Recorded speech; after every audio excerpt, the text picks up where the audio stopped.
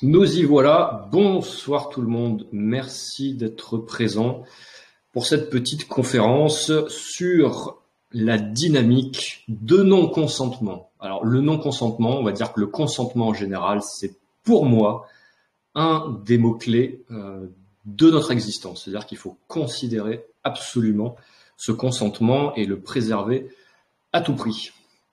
Parce que la matrice cherche à nous l'extorquer. Donc ce soir, je vais couper les micros. Je vous encourage à poser toutes les questions sur ma dernière publication, sur l'espace commentaire de ma dernière publication. L'objectif, ça sera d'aller vite, d'être concis et efficace sur cette petite notion. Donc comme je le disais, je m'appuie sur la déclaration d'occupation des propriétaires, la nouvelle obligation, tout simplement parce que c'est un sujet d'actualité, mais ça va tous nous concerner. Parce que il y en aura d'autres. Ça sera peut-être pas pour les propriétaires, ça sera pour d'autres situations, mais ça sera tout aussi applicable parce que je vais essayer de ratisser large sur ce qu'est le consentement. Alors, le rappel sur ce consentement. Alors, la matrice, telle que je l'appelle, ce monde fictif et toutes ces agences mises que sont les politiques, les banquiers, etc., tous ceux qui constituent cette matrice font en sorte de nous extorquer notre consentement, mais d'une manière assez violente, voire vicieuse. Et ça se passe assez fréquemment, même quand on n'en a pas forcément conscience. Et c'est là où il faut être vraiment alerte dans cette matrice, c'est parce que l'extorsion de consentement, ça se fait à tous les virages. Donc vraiment, attention, votre consentement est extrêmement précieux parce que c'est ce qui compte dans la matrice, on va dire commerciale, mais aussi dans la matrice astrale, pour ceux que ça intéresse, le domaine spirituel. Mais ce n'est pas l'objet de ce soir. Car ce soir, je vais aborder ce non-consentement en m'appuyant sur une énième embrouille que nous oblige la matrice, donc la déclaration d'occupation des propriétaires. J'insiste sur le fait que je m'appuie dessus, car c'est l'actualité du moment, mais que la dynamique générale concerne avant tout les êtres vivants sur Terre, et non pas que les propriétaires. Quelles sont les intentions cachées derrière cette demande, sachant que la matrice est déjà censée être au courant d'absolument toutes nos possessions, elle est censée être au courant de tout, et on le sait très bien qu'elle est au courant de tout, de toute manière. C'est même pas qu'elle est censée, c'est qu'on sait que la matrice sait ce qu'on possède, sait qui on est, sait où on crèche, etc. Elle sait tout. Pourquoi? Alors, j'ai la grande impression que c'est une course à une gigantesque collecte d'informations, ce qu'on appelle le big data. Ces big data vont évidemment enrichir les intelligences artificielles qui sont aussi un outil du système pour nous contrôler. C'est d'ailleurs grâce à ces outils qu'ils procèdent au fichage des citoyens. Ils demandent à ces bots, à ces intelligences de, on va dire, sniffer toute la toile pour récolter toutes les informations. Donc les informations, ils en ont à l'appel. Ils ont quasiment tout. C'est très certainement aussi cette obligation, un support à la création de nouveaux impôts. Évidemment, ils ne vont pas nous accorder de fleurs. Pour ceux qui connaissent un petit peu la matrice, ont bien compris qu'ils œuvraient contre nos intérêts. Et s'ils nous enlèvent quelque chose, c'est très certainement pour le compenser autre part. Mais aussi, et principalement, et c'est pour ça qu'on est là ce soir, une des raisons, c'est une soumission supplémentaire de notre part par l'obéissance et le consentement. Pourquoi? Parce qu'on a des cases à cocher. Et lorsqu'on coche la case, on consent, tout simplement. Donc dans l'idéal, et avant de faire quoi que ce soit face à la matrice, et ça j'y tiens, c'est vraiment fondamental, s'il vous plaît, ouvrez grand vos oreilles, nous devrions tous maîtriser les raisons qui font que nous sommes légitimes à ne pas consentir. Si vous ne savez pas pourquoi vous le faites, ne le faites pas. C'est aussi bête que ça. Donc pour ça, il faut avoir des connaissances, évidemment, c'est ce que je prône. Ces connaissances mènent à la prise de conscience, ou du moins à l'évolution de nos consciences, et par rapport à ça, les expérimentations feront que l'on va monter en confiance. Donc c'est un process assez simple de connaissance, conscience et confiance. Et une fois qu'on est en confiance, qu'on a bien compris comment ça fonctionne, et surtout pourquoi on est légitime de réclamer des choses, ou tout simplement de ne pas consentir, et là on est bon. Et si on se pose encore la question, c'est tout simplement qu'on n'est pas prêt. Concernant l'obligation de déclaration d'occupation, la date butoir a été repoussée donc au 31 juillet 2023, je suis encore dans les clous. Et la matrice, déjà, nous fait croire que c'est obligatoire. Très intéressant. On va voir ça. Alors j'aimerais, à partir de ce soir, que ceux qui ne prennent connaissance du dossier sur la fraude généralisée que maintenant, ceux qui n'ont pas encore osé faire de démarche, ceux qui doutent de la véracité de mes propos ou ceux qui n'y croient tout simplement pas, puissent faire évoluer leur connaissance, leur conscience et leur confiance avec des éléments factuels que je vais présenter, que je vous encourage à aller vérifier par vous-même. Ne me croyez pas sur parole, il faut que tout soit vérifié et maîtrisé de votre côté. Donc nous allons décortiquer un courrier qui exprime notre volonté de ne pas consentir à cette obligation pour que vous puissiez, petit à petit, ne plus consentir dès que vous flairez la moindre volonté de vous la faire à l'envers. Comme je vous l'ai dit, il y en a assez fréquemment et ça vient là où on s'y attend pas forcément.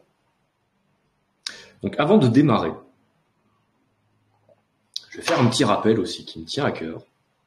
J'aime bien poser les choses parce que c'est très important. Je suis en train de proposer quelque chose en ce moment qui est assez particulier et qui nécessite une grande attention, mais aussi une grande responsabilité. Donc, avant de démarrer, je souhaite faire un rappel important sur tout ce qui est courrier. Il y en a quelques-uns qui circulent sur Internet. Pour ma part, je ne pense pas que ce soit judicieux de les partager, pour certains du moins. Et j'aime bien faire cette analogie, cet exemple du moins, sur le fait de donner, même en temps de guerre, des armes à des enfants. Alors on se dirait qu'en temps de guerre, ils vont pouvoir se défendre, mais si on prend de recul par rapport à tout ça, c'est quand même donner des armes à des enfants. Et ça, c'est pas top. Pas que je vous considère forcément comme des enfants, mais j'aime bien prendre cet exemple parce qu'il parle. Et donc, il convient de ne pas faire n'importe quoi avec des outils puissants. Très peu, voire aucune pédagogie n'est faite autour de ça. On vous balance des courriers et on vous laisse vous débrouiller. Et ça, c'est vraiment pas bien. Ces courriers, personne ne devrait les rédiger à votre place, c'est ce que je viens de dire. Tant qu'on ne maîtrise pas la chose, ne le faites pas.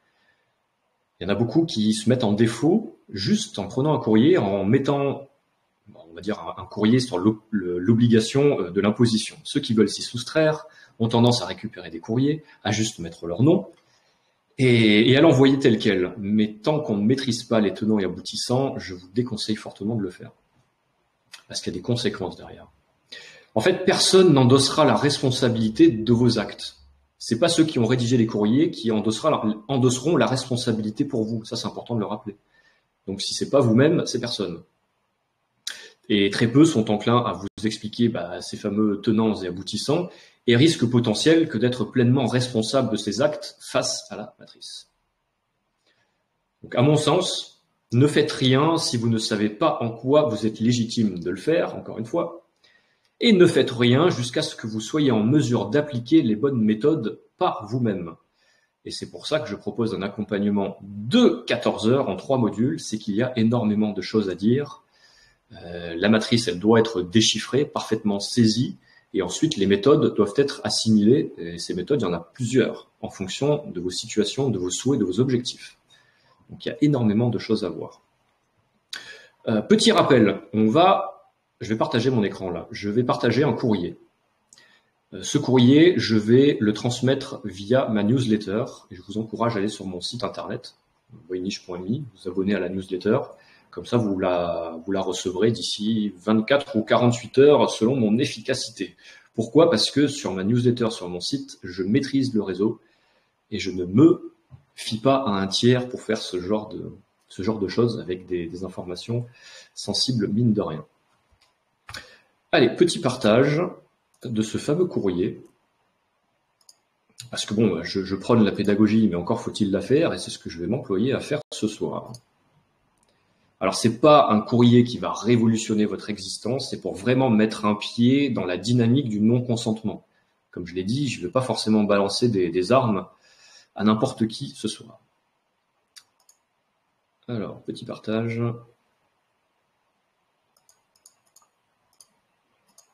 Qui forcément en direct ne veut pas forcément fonctionner.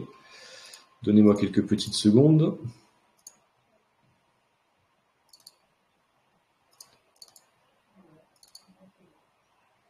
Alors, pourquoi il ne veut pas me prendre en compte ce PDF? Si, c'est bon.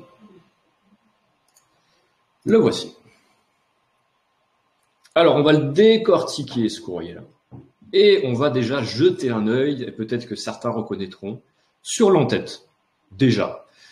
Pourquoi j'ai mis cette en-tête? Alors, j'ai mis l'en-tête du I am, je suis, en français, de l'initiative OPPT, One People's Public Trust, dont j'ai fait une pilule à ce sujet. Pour ceux qui ne connaissent pas ce que c'est que l'OPPT, je vous encourage à aller voir ma pilule concernant cette initiative vraiment remarquable. Et la pilule, je pense qu'elle s'appelle Game Over. Elle n'est pas très parlante, désolé. Alors, avec amour, gratitude, paix et transparence, c'est notre posture d'être humain, vivant, souverain. C'est ce que l'on essaye de prôner. Donc ça, c'est vraiment quelque chose qui est important à mon sens, d'avoir une en-tête globale, et j'en ai tellement parlé, en fait. Pourquoi nous devrions avoir une en-tête commune? Très simplement parce que on a une juridiction à faire valoir, et si chacun tire dans son sens avec ses propres méthodes, on n'arrivera pas à se faire reconnaître en tant qu'être vivant souverain. Donc, il est important de le définir. Alors, je ne vais pas le faire ce soir, mais c'est un exemple. Il est important de pouvoir définir ensemble ce que nous comptons tous ensemble représenter. Parce que c'est en représentant quelque chose tous ensemble qu'on arrivera à faire valoir la juridiction des êtres vivants. Bon, c'est un gros dossier, j'en parle aussi dans mon accompagnement, j'en ai fait quelques confs aussi sur Internet, donc je ne vais pas forcément m'étaler là-dessus, mais ça, c'est vous qui voyez ce que vous voulez mettre. Mais moi, je vous encourage à commencer à y réfléchir, voire à utiliser une en-tête de ce type-là. Petite parenthèse, je le répète encore, pour ceux qui ont des questions, ceux qui viennent d'arriver, sur ma dernière publication Telegram, il y a l'espace commentaire, c'est ici que ça se passe, et j'y répondrai à la fin du direct. Donc sur ce courrier, évidemment, j'y ai mis des instructions. Hop, ces instructions. Hop, je sais pas si... Excusez-moi. Donc voilà, les instructions. Les zones surlignées en jaune sont à remplacer par vos informations personnelles. Donc ça concernera le nom, les adresses, etc. Les zones surlignées en rouge sont des indications. Donc ça sera à vous de les enlever après. Aucune vidéo, me dit-on.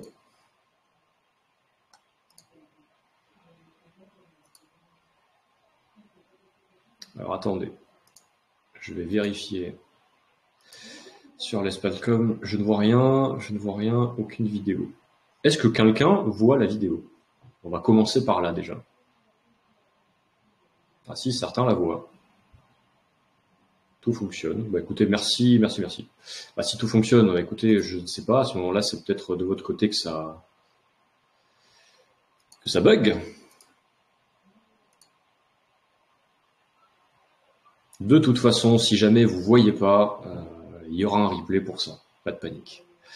Donc je reprends mes explications et tenter de juste ouvrir l'oreille pour comprendre le principe de ce que je vais expliquer. Donc ce que je disais, c'est que les zones surlignées en orange seront des choses qui devront être effacées du courrier.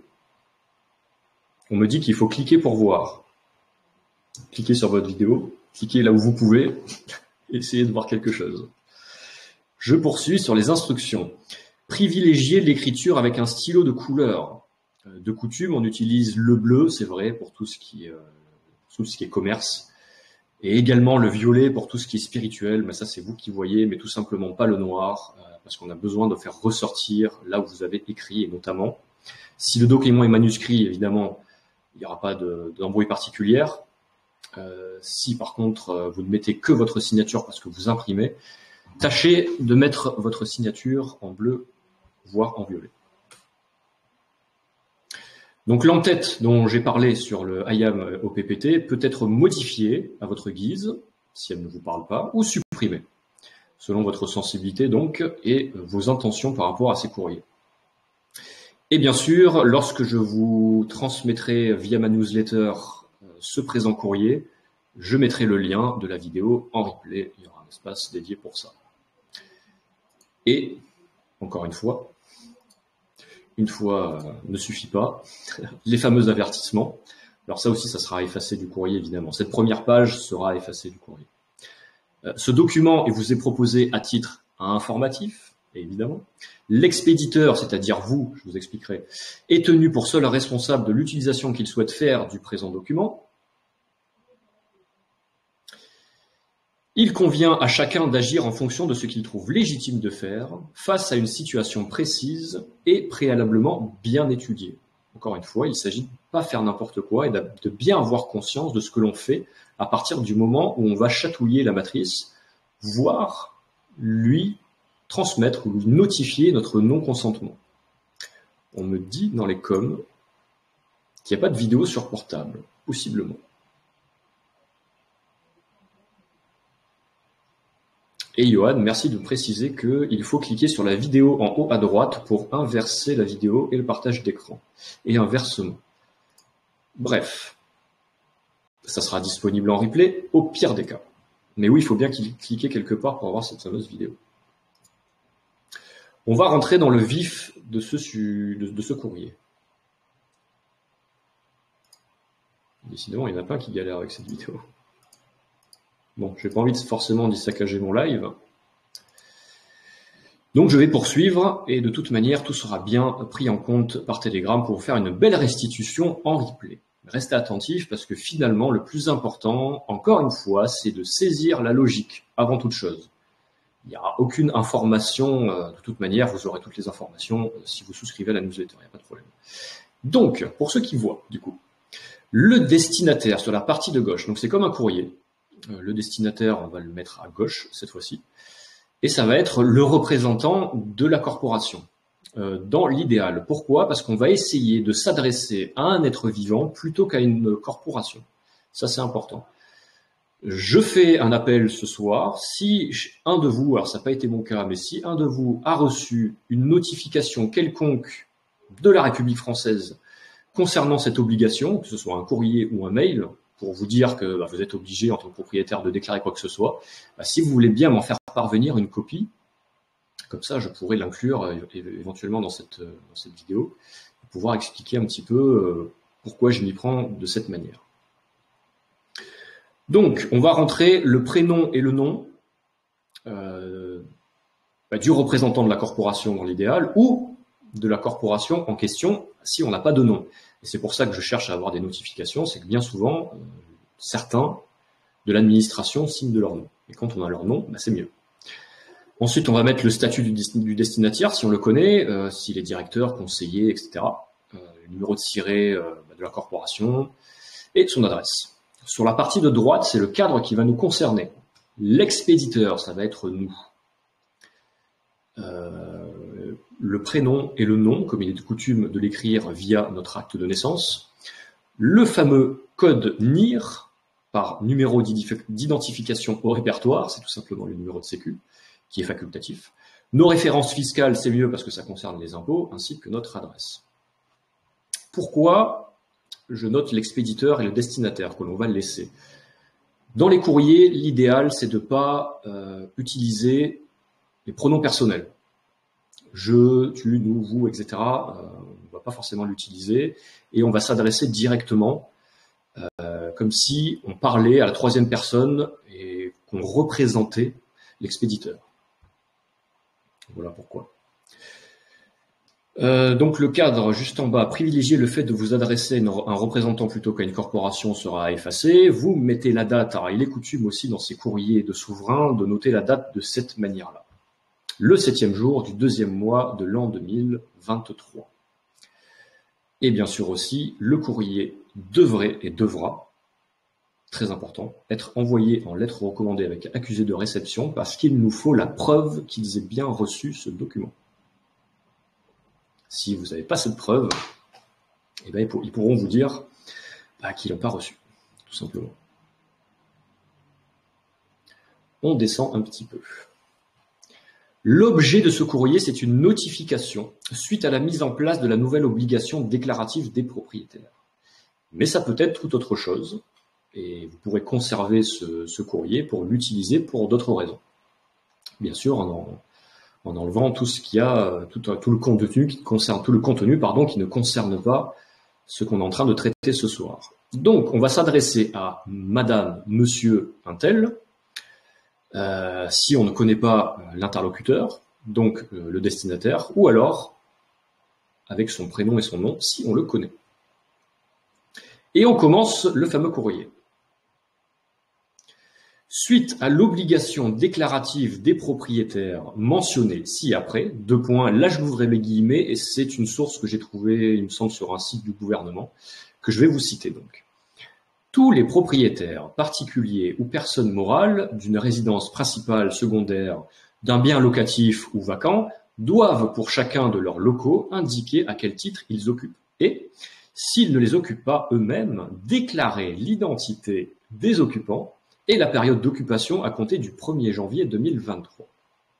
Cette déclaration est à réaliser en ligne sur le service en ligne Gérer mes biens immobiliers, à partir de votre espace personnel ou professionnel du site impôts.gouv.fr, impérativement avant le 1er août 2023.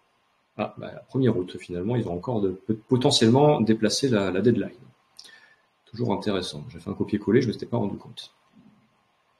L'expéditeur de la présente notifie être disposé à accepter de fournir les informations réclamées au titre de l'obligation déclarative des propriétaires, à condition d'apporter la charge de la preuve de la réclamation d'exécution de cette obligation, prenant en considération les faits exposés suivants. Je vais la faire au ralenti, cette phrase. Donc l'expéditeur de la présente, donc ce présent courrier, qui est une notification, notifie être disposé à accepter de fournir les informations. On ne va pas commencer à être dans la controverse commerciale, parce que tout est commerce, comme je l'ai déjà expliqué. Donc on ne va pas chercher à rentrer en conflit ni à contester. Là n'est pas la stratégie, on ne va pas contester.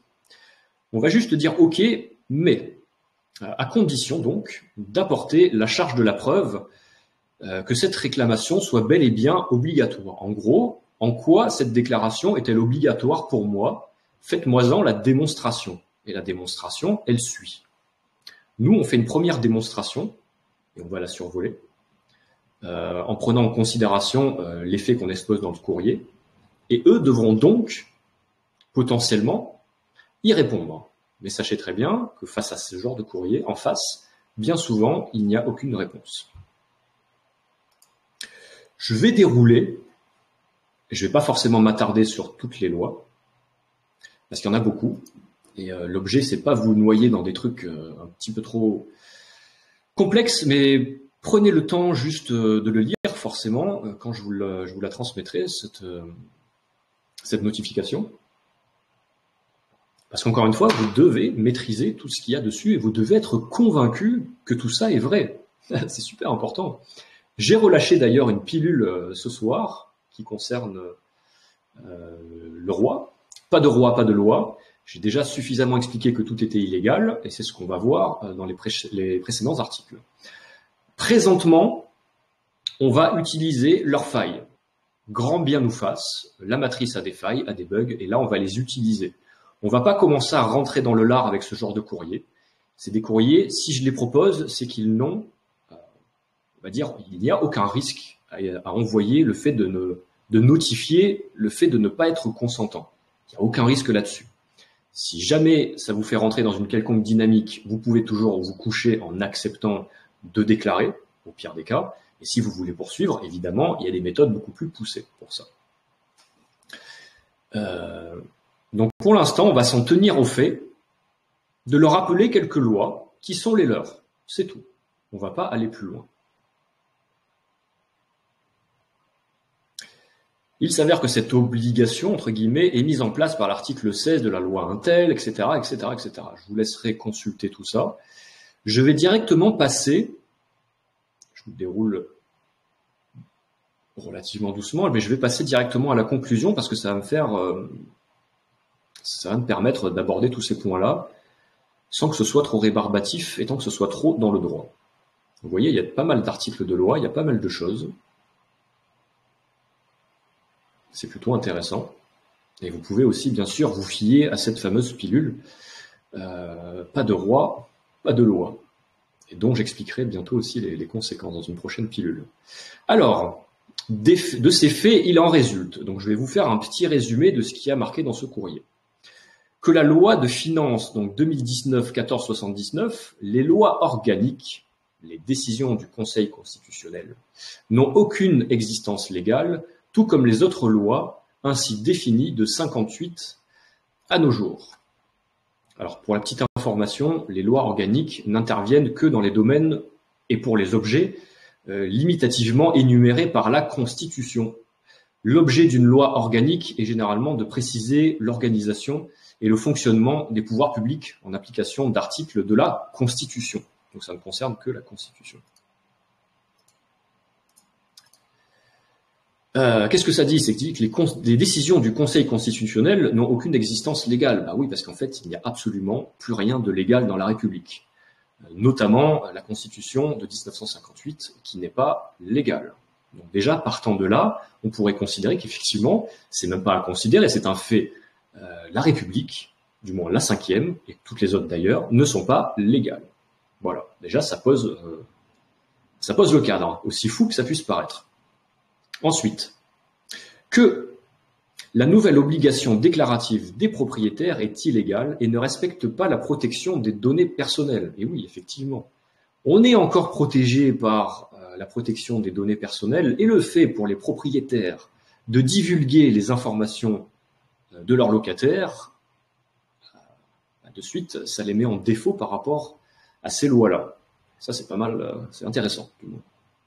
Donc nous, bons petits citoyens, si je puis dire, on va essayer de respecter les lois, on va essayer de respecter les règles. Et on va leur rappeler que cette règle-là n'est pas respectée. Ensuite, que cette nouvelle obligation ne semble pas davantage destinée à la lutte contre la fraude fiscale, mais plutôt pour extorquer plus d'argent et le faire évoluer sur les marchés financiers. Alors oui, je l'ai déjà expliqué aussi dans mes pilules, mais il n'y a pas de service public, il n'y a que des corporations privées qui sont enregistrées à l'étranger et qui possèdent des numéros, dont les fameux numéros LEI, le LEI. Alors, le numéro identifiant, l'identifiant d'entité juridique LEI est un code alphanumérique à 20 caractères basé sur la norme ISO 1700 ou 17442, développé par l'Organisation internationale de normalisation, donc qui est ISO. Ce numéro est lié à des informations de référence clés permettant d'identifier de façon claire et unique des corporations participant à des transactions financières. Et là, si on se pose les bonnes questions, on se dit qu'est-ce qu'un service public ou un service étatique va faire sur les marchés financiers? Nous sommes joués en bourse et notre argent est joué en bourse, ou du moins en bourse sur les marchés financiers en général. Et ça, c'est problématique. C'est voire même très problématique. Donc, par conséquent, l'obligation des propriétaires définie par l'article 16 de la loi 2019-1479 ne peut légalement être mise en application, de par les 3 points au moins cités auparavant. Mais ça suffira.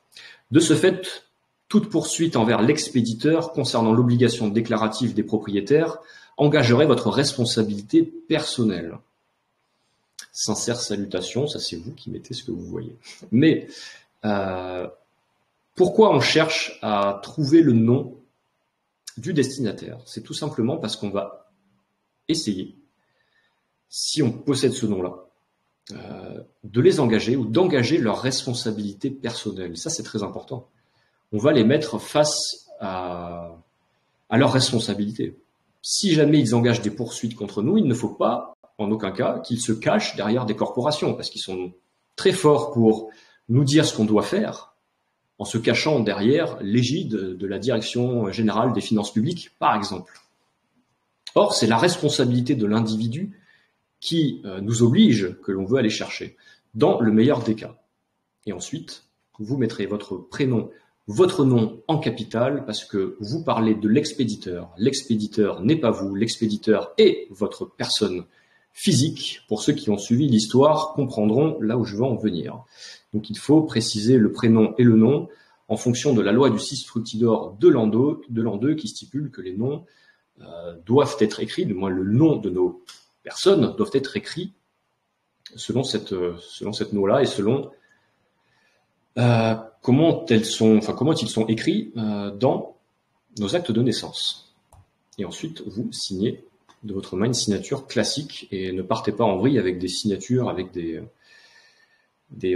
empreintes digitales, on n'en est pas encore là. Je précise que ce courrier, je l'ai trouvé de base sur Internet, il circule, bon, comme quoi des fois c'est pas si mauvais.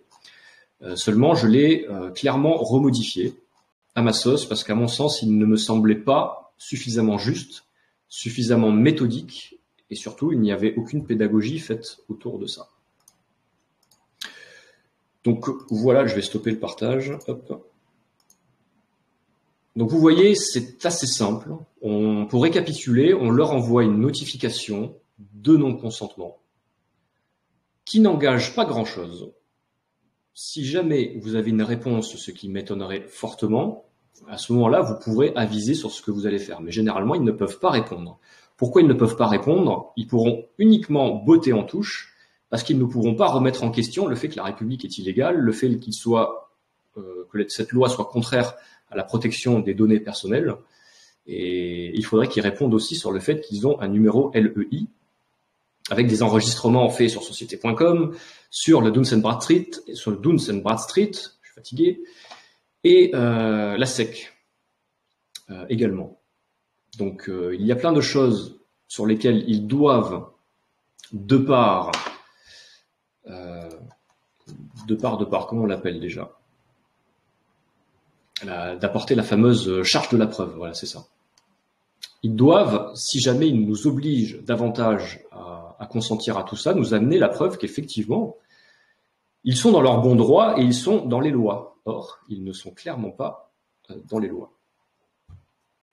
Donc voilà, ce courrier, il coûte vraiment rien. Mais ça permet de rentrer dans cette dynamique de non-consentement où on va commencer à dire stop. Parce que finalement, si le système tient, c'est uniquement par le fait que nous, on joue le jeu par habitude et par ignorance et que eux font style de rien. Vous vous doutez bien que si jamais on leur envoie massivement ce genre de courrier, ils vont se douter de quelque chose et ils vont commencer à sentir le vent tourner. Et nous sommes tenus aussi de respecter leurs lois s'ils le souhaitent. On pourrait très bien respecter leurs lois, mais à ce moment-là, il faudrait que leurs lois tiennent la route. Or, leurs lois ne tiennent même plus la route. On pourrait aller plus loin donc en les confrontant d'une manière peut-être un petit peu plus virulente et en jouant la grosse défense, mais ça, c'est des principes qui doivent être travaillés sérieusement et se mettre vraiment dans un cadre type scolaire, parce que c'est des connaissances qui sont vraiment fondamentales, mais qui sont pas forcément simples d'accès telles qu'elles sont proposées actuellement. Et c'est pour ça qu'il est nécessaire, à mon sens, d'y passer du temps, de bien étudier la chose. Je vais commencer à procéder à quelques questions par rapport à cette conf. Je vois que je suis dans les temps. Donc oui, n'hésitez pas, si vous avez des questions, à les transmettre sur la dernière publication de mon canal, dans les commentaires. Et je vais tenter à présent d'y répondre. Bonsoir, une question concernant le sujet. Face aux violences, au forcing, au chantage et aussi face à nos propres ignorances, comment on entre dans une dynamique de non-consentement sans se risquer à finir en asile, en prison ou autre? Où est la limite et comment gérer les cas? Question de Peter. Alors, j'ai déjà expliqué, mais ce courrier-là ne comporte aucun risque dans la mesure où c'est juste une notification et vous n'allez pas plus loin et il est toujours temps de se coucher. Quant à l'asile psychiatrique, c'est quelque chose qui ressort assez souvent. Vous doutez bien que on ne va pas en hôpital psychiatrique sur un claquement de doigts, il faut vraiment provoquer la chose. Bien souvent, les gens sont emmenés en hôpital psychiatrique et bon, on en connaît. On en connaît dans ce milieu qui ont été amenés là-bas. Pourquoi? Très simplement parce qu'ils ont un caractère assez fort. Ils se sont affirmés d'une manière peut-être un petit peu trop virulente sur des thématiques qui n'étaient pas forcément maîtrisées par les gardiens de la paix qu'ils avaient en face. Si on se revendique de manière virulente comme des êtres vivants où on fait fi absolument des lois de la République et grossièrement, pour résumer ça vulgairement, qu'on les emmerde, en face, ils auront les moyens d'user de coercition, comme d'habitude, mais il ne faut pas non plus donner le bâton pour se faire battre. Donc si on veut pas finir en prison, et je rappelle que pour aller en prison, il faut tout de même jouer le jeu de la matrice et donner notre consentement, ça peut paraître fou, mais c'est ainsi. Alors qu'en asile, par contre, l'asile psychiatrique, c'est vraiment leur cartouche dans la mesure où il n'y a pas besoin de consentement pour y aller, ils nous prennent de force, et les suites, on les connaît. Donc la limite, en fait, c'est à vous de travailler votre posture. Dans mes accompagnements, je passe énormément de temps à parler de posture, dans la mesure où vous devez être pédagogue, vous devez être patient, et vous devez faire les choses avec bienveillance. Quand les forces de l'ordre se pointent, quand vous écrivez des courriers, c'est toujours dans la courtoisie. Et si vous vous en référez à l'entête que j'ai mis sur les courriers, avec amour, gratitude, paix et transparence. Ça veut dire ce que ça veut dire. On n'est pas là pour faire valoir nos grands principes d'être humain, divin, souverain, ce que vous voulez. On est juste là pour se défendre et pour expliquer les choses de manière pédagogique et de manière diplomatique. Donc voilà la posture à adopter. Prochaine question. Il y a eu pas mal de messages. Vous m'avez un petit peu noyé. Petite question concernant la nécessité d'envoyer le courrier par lettre accusée de réception. Que faire si les services destinataires ne vont pas chercher ce courrier déjà vécu avec le rectorat? Oui, c'est vrai que parfois ils ne vont pas chercher le courrier, ce qui peut être assez problématique, mais dans la mesure où ils ne le reçoivent pas, il y a moyen de le renvoyer ou alors de l'envoyer à quelqu'un d'autre, ou si on a trouvé un nom, aller plutôt, si on a trouvé le nom du destinataire, l'envoyer pour le coup par défaut à la corporation qui le représente. Mais oui, c'est vrai que ça arrive, c'est assez dommageable, dans la mesure où, de toute manière, on pourra prouver aussi nos intentions, et s'ils ne veulent pas jouer le jeu, on pourrait se dire que nous aussi, nous sommes en mesure de ne pas jouer ce jeu-là. Question de Céline, donc. Un replay est prévu, oui. Concrètement, ils ont déjà ces informations à déclarer avant le 1er août, non? Ça, c'est Karim. Bah oui, ils ont déjà ces informations. En fait, c'est pour ça que je disais au début de la conférence que, sachant que la matrice, c'est déjà absolument tout de tout le monde, pourquoi ils nous demandent de cocher une case? Tout simplement parce qu'ils ont besoin, à mon sens, c'est moi qui l'interprète ainsi, entre autres aussi, ils ont besoin de notre consentement. Et on le donne. Quelle réponse pouvons-nous attendre de la matrice, Nono? Bon, j'ai déjà répondu, mais je te le réponds encore une fois pour ceux qui débarquent éventuellement. Il n'y aura pas forcément de réponse, dans la mesure où ils ne pourront pas produire de réponse. Ils ne pourront pas produire de réponse autre que de celle de botter en touche et de faire comme des robots en vous notifiant que si, c'est obligatoire, mais sans vous apporter la moindre preuve de ce qu'ils avancent. Donc généralement, on s'attend à rien, et je vais vous dire, c'est ce qu'on attend. On attend tout simplement d'être tranquille.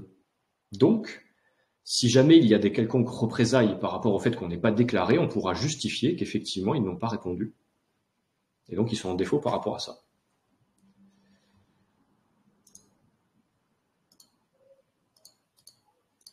Alors, d'autres questions.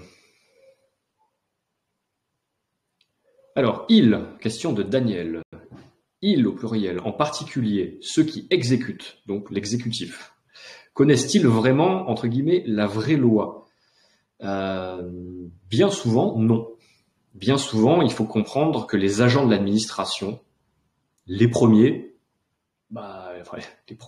ceux du premier niveau, on va dire, bien souvent, ils y connaissent rien. Vous êtes déjà allé à un guichet d'une administration quelconque, bien souvent, vous avez affaire à des gens qui sont, pour la plupart, pas spécialement compétents, et notamment vis-à-vis des lois. Donc, ils ont vraiment aucune idée. Généralement, ces courriers, ils sont réceptionnés, c'est tout ce que vous voulez. On s'en fiche, qu'ils ne comprennent ou qu'ils ne comprennent pas. Par contre, ces agents de l'administration, les fameux agents Smith de la matrice, peuvent faire remonter ces courriers à leur hiérarchie. Mais la hiérarchie, qui, elle, devrait connaître les lois ou devrait faire en sorte de les connaître assez rapidement du coup, ils verront que finalement, ils sont en défaut et qu'ils ne pourront pas faire grand-chose. Ce qu'on joue, nous, c'est la défense en premier lieu. Où peut-on trouver le courrier Sly de Rochefort. il faut que tu puisses... Tiens, je vais répondre à ta question en partageant. J'ai pas fait, je l'ai oublié, mais ça tombe bien. Tiens, encore les partages qui fonctionnent pas. Ça fonctionne pas top, ce Telegram ce soir. Tout simplement pour répondre à la question, il faut s'inscrire à ma newsletter en fait.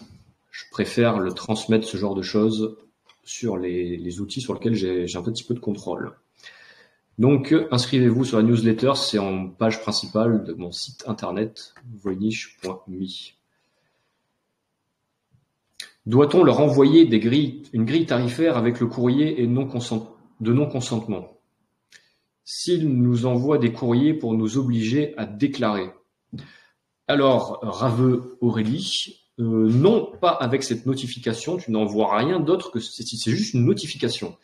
Lorsque l'on parle de grille tarifaire, on parle déjà d'intention de contracter, avec des conditions privées. Là, on rentre dans le droit privé, et c'est pas du tout ce qu'on va faire, et c'est pas du tout ce qu'on cherche à faire. Donc non. Par contre, par la suite, pour ceux qui ont déjà approfondi avec moi, ou pour ceux qui veulent approfondir avec mes accompagnements, pour ceux qui sont déjà au fait, qui sont déjà à l'aise là-dessus, donc j'ai pas besoin de préciser qu'effectivement, ils peuvent poser leurs conditions avec leur grille tarifaire, etc. Ça, c'est vous qui voyez.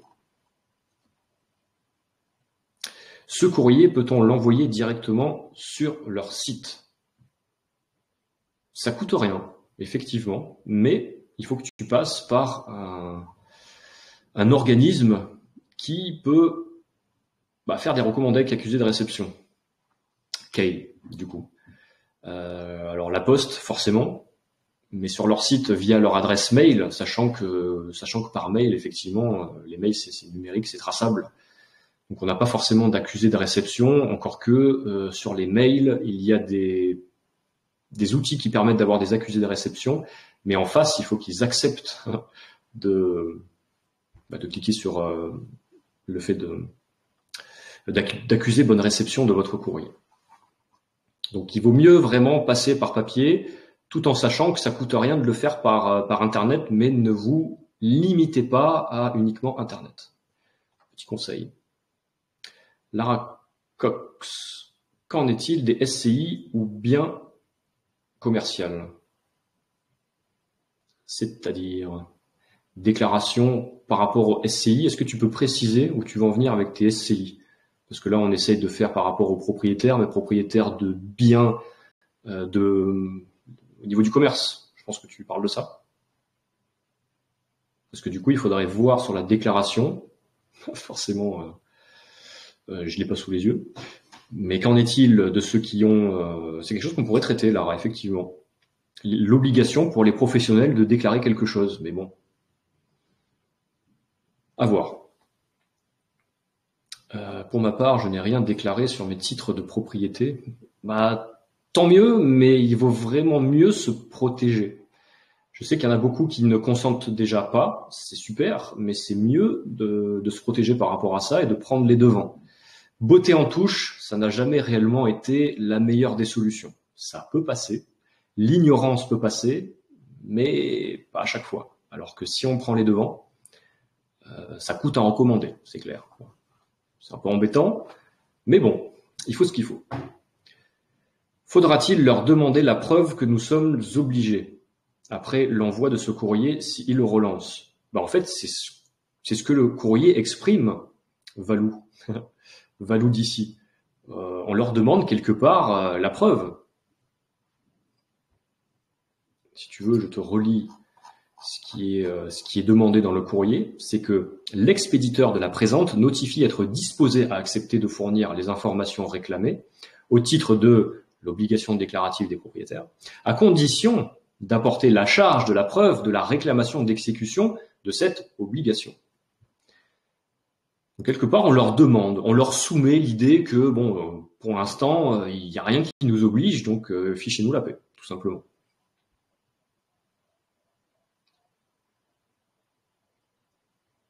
Le courrier accusé-réception permet de prouver l'envoi à la réception. Mais y a-t-il besoin de certifier le contenu du courrier accusé de réception ou un simple envoi? Non, un simple envoi, ça suffit. T'as rien besoin de certifier.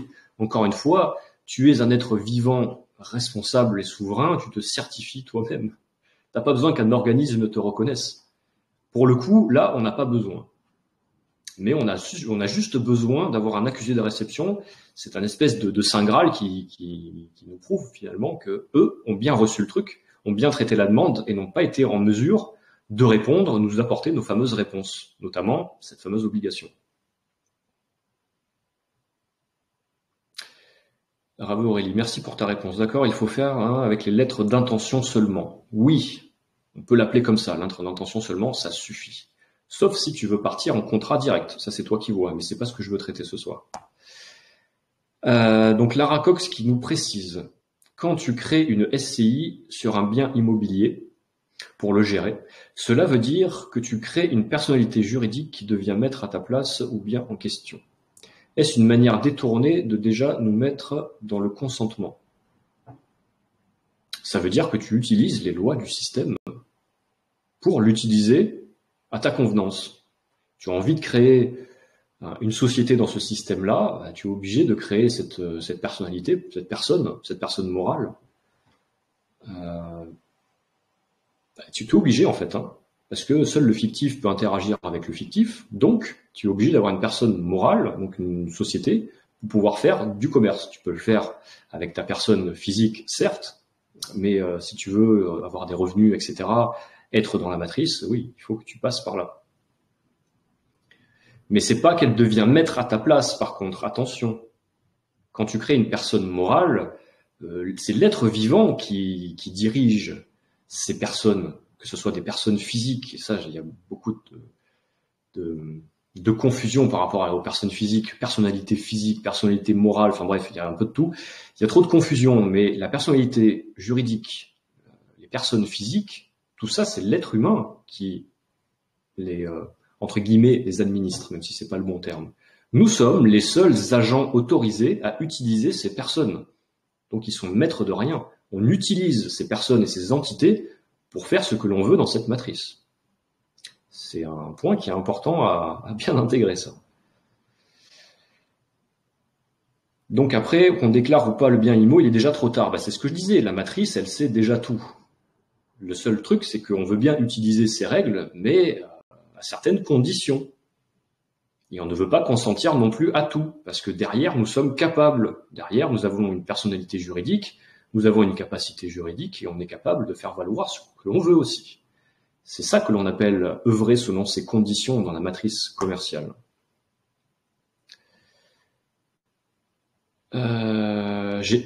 J'ai hélas rempli cette déclaration. Comment me rétracter pour envoyer le courrier? Je pense qu'il y a moyen de modifier. Donc déjà, tu devrais aller sur ton compte. Donc j'ai précisé de par le courrier que c'était sur le service Gérer mes biens immobiliers. Et tu regardes ce qui se passe dedans et normalement tu as moyen de... Par contre, si tu as déjà envoyé un courrier ou une quelconque notification d'acceptation, bon, c'est marrant pour cette fois, Patricia34, Mamounette. C'est marrant, mais tu te diras que la prochaine fois, tu feras attention. C'est l'objet de ce live, se dire qu'il n'est pas trop tard, et que même si on a fait des boulettes jusqu'à présent, et que jusqu'à présent on a consenti, et à partir d'aujourd'hui, on arrête de consentir. Question de Nono. Quel type de réponse pouvons-nous attendre? Je t'ai déjà répondu, Nono. Et comment réagir si nous ne recevons pas de retour de la matrice? Petite précision, si nous ne recevons pas de retour, nous pouvons considérer que c'est bon, en fait. Parce que nous avons la preuve qu'ils ont reçu ce fameux document. Ils n'ont pas été en mesure de nous prouver la légalité de cette obligation, alors ce n'est pas obligatoire. Et si jamais il persiste, encore une fois, il y a moyen d'aller un petit peu plus loin. Mais pour ça, il faut vraiment des méthodes aux petits oignons. C'est quelque chose qui se travaille, de travailler ces conditions privées. Donc, pour avoir ce fameux courrier, est-ce que mon partage d'écran va fonctionner? Toujours pas.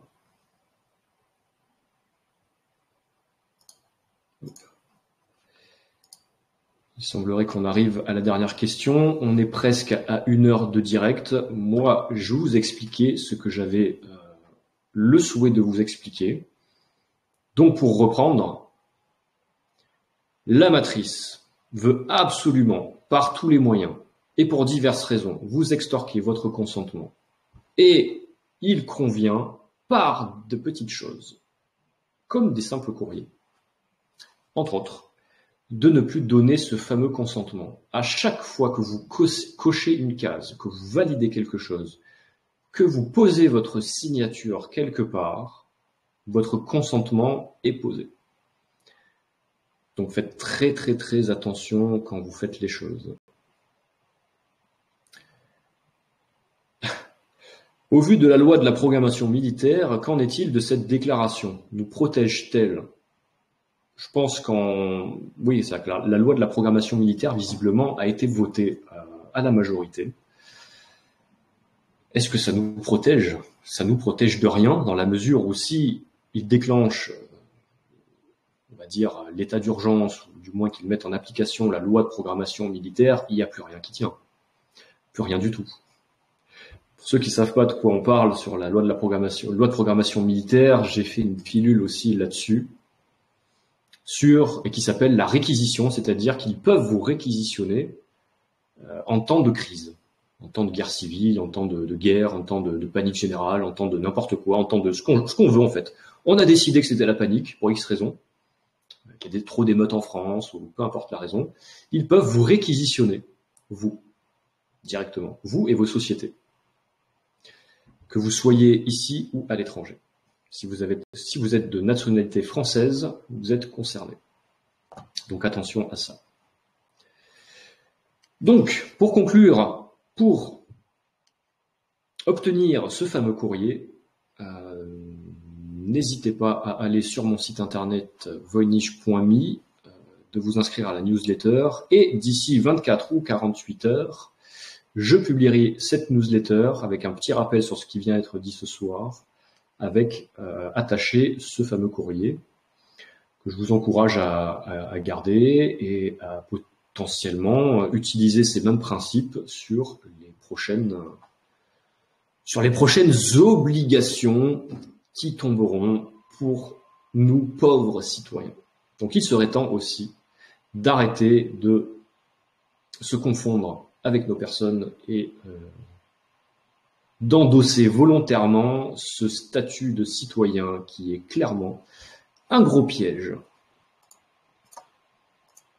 Bientôt 1 heure, je conclus ce direct. Merci à tous d'avoir été présents. Je vous souhaite une belle soirée. Portez-vous bien. À très bientôt. Et comme d'habitude, restez branchés. À plus. Ciao.